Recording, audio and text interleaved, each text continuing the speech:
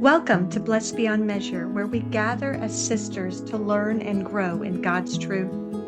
I pray that when you step away from this video, you'll feel blessed beyond measure and freshly aware that His mercies are new every morning. Let's dive into part 8 of chapter 11, Joyce Meyer's The Battlefield of the Mind. A Sabbath rest. Let us therefore be zealous and exert ourselves and strive diligently to enter that rest of God, to know and experience it for ourselves, that no one may fall or perish by the same kind of unbelief and disobedience into which those in the wilderness fell. Hebrews 4:11. If you read the entire 4th chapter of the book of Hebrews, you will find it speaking about a Sabbath rest that is available to God's people. Under the Old Covenant, the Sabbath was observed as a day of rest. Under the New Covenant, the Sabbath rest spoken of is a spiritual place of rest where the believer can abide. It is the privilege of every believer to refuse to worry or have anxiety. As believers, you and I can enter the rest of God and stay there. Careful observation of Hebrews 4:11 reveals that we will never enter that rest except through believing, and we will forfeit it through unbelief and disobedience. Unbelief will keep us in wilderness living, but Jesus has provided a permanent place of rest, one that can be inhabited only through living by faith. Let's take a look at that verse again. Hebrews 4:11. In the NLT, it says, "So let us do our best to enter that rest. But if we disobey God as the people of Israel did, we will fall."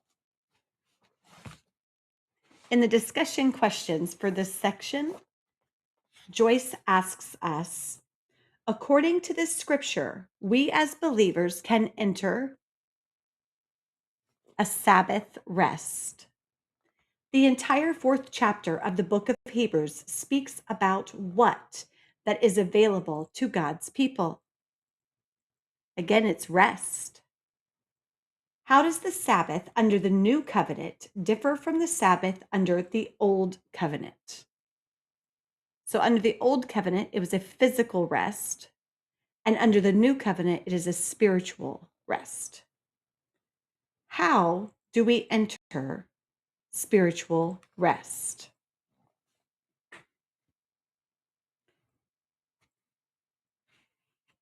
So we read that we have to be obedient to God. We have to walk in faith and belief.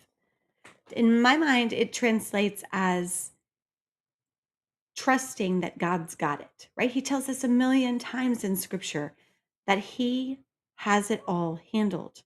It's in His hands. And yet we tend to worry about things. When we truly trust Him and have faith that He is going to do what He says, we are able to find rest. And how do we forfeit it? Disobedience, unbelief, doubt. Let's see what her answers are. She says we're to enter a Sabbath rest. Under the old covenant, the Sabbath was a day of rest. Under the new covenant, the emphasis is on spiritual rest. We get it through believing. We forfeit it through unbelief and disobedience. Thank you for joining me today. It's always a gift to pause together in His presence. Fix your eyes on Jesus, then walk in the light of His word. May His light fall gently on the path ahead and show you the next faithful step. I look forward to seeing you next time on Blessed Beyond Measure.